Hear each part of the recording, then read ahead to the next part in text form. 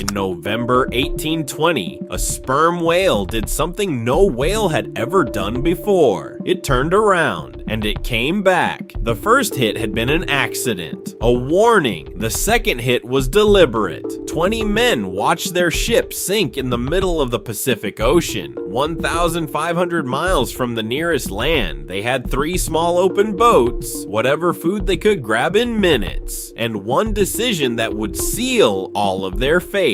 They were afraid of cannibals on the nearby islands, so they chose to sail the other way. It was the worst decision they ever made.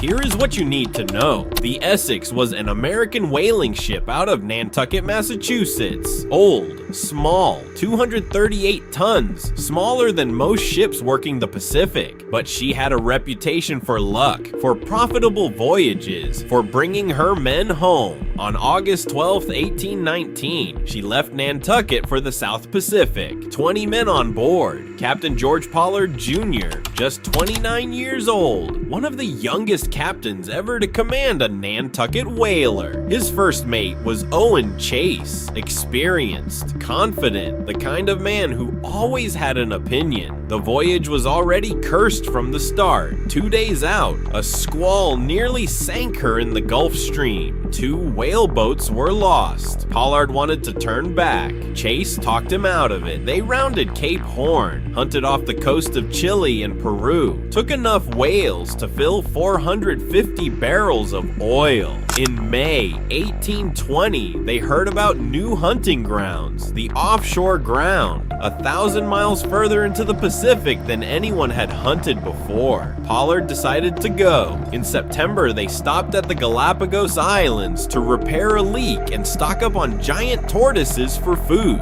While they were there, one of the crew started a fire that burned an entire island. The men fled, a bad omen, if you believed in such things. On November 20th, 1820, the Essex was 1,500 nautical miles west of the Galapagos, the most remote stretch of ocean on Earth, and the lookout spotted spouts on the horizon. Whales.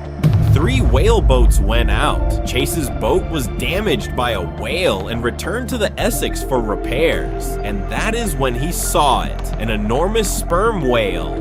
85 feet long, 20 feet longer than any normal male, lying still on the surface about 100 yards from the ship, just watching. Then it began to move, straight toward the Essex, picking up speed, ahead like a battering ram filled with 1 ton of oil. Chase shouted for the helmsman to turn. The words were barely out of his mouth before the whale hit. The impact was like nothing any of them had ever felt. The ship shuddered violently. Men were thrown off their feet. The Essex began to fill with water immediately, and then the whale did something nobody had ever seen a whale do before. It stopped, it turned around, and it came back. Faster this time, more deliberate. It hit the bow with such force that it lifted the ship out of the water. The Essex rolled onto her side and began to go down. 20 men scrambled to salvage what they could. Bread, water, navigation tools, whatever they could grab in the minutes before she went under. Then they climbed into their 3 small whaleboats and watched their ship disappear beneath the Pacific,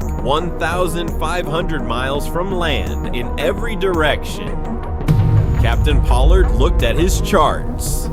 The nearest land was the Marquesas Islands, about 1,200 miles away, downwind, reachable in weeks. He said, "We go to the Marquesas." Chase and the second mate said no. They had heard stories. The Marquesas were full of cannibals. They would be killed and eaten the moment they arrived. Pollard, the captain, was overruled by his own crew. Here is the extraordinary irony that haunts this story forever. The Marquesas Islands were not dangerous. The people there were friendly to sailors. Every single man on the Essex would almost certainly have survived if they had sailed there. Instead, they turned away and headed for the coast of South America, more than 4,000 miles away. They had enough food and water for perhaps 60 days. It was going to take 90. Within 2 weeks, the rations were already desperately short. The sun was merciless. useless. The Pacific gave nothing. 1 month after the sinking, they reached Henderson Island, uninhabited, almost nothing to eat. 3 men decided to stay. The remaining 17 got back in their boats and kept sailing. Those 17 were now in serious trouble. Men began to die, and the survivors, the men who had refused to go to the Marquesas because they were afraid of cannibals, began to do the only thing left that could keep them alive. At first, they only ate the men who had already died. It was terrible. It was necessary. Every man understood, but the dying was too slow, and the living were starving too fast. On February 1st, 1821, the 4 remaining men in Captain Pollard's boat made a decision. They would draw lots. Whoever drew the short lot would be shot and eaten by the others. The lot fell on Owen Coffin. Owen Coffin was 17 years old. He was Captain Pollard's own cousin. Pollard had promised Owen's mother he would look after the boy. Pollard begged to take the boy's place. Coffin refused. Charles Ramsdell, who had drawn the executioner's lot, was the one who pulled the trigger. He was Owen Coffin's closest friend. Coffin submitted, witnesses later said, with great fortitude and resignation. 92 days after the Essex went down, rescue ships finally found the survivors. They were so weak, they had to be lifted aboard. Of the 20 men who had left Nantucket, only 8 came home. Captain Pollard returned to Nantucket. He was given another ship. That ship also sank. He never commanded a ship again. He spent the rest of his life as a night watchman on the island where he had been born. Herman Melville heard the story years later and could not let it go. In 1851, he published Moby-Dick. The whale won, and the men who feared cannibals became the very thing they feared.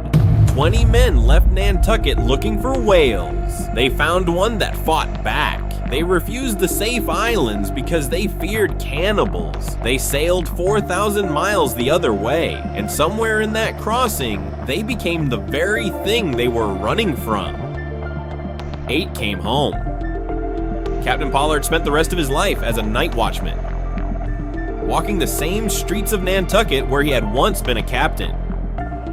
Herman Melville heard the story and wrote Moby-Dick. The whale was real. The horror was real. And the men never really came home at all.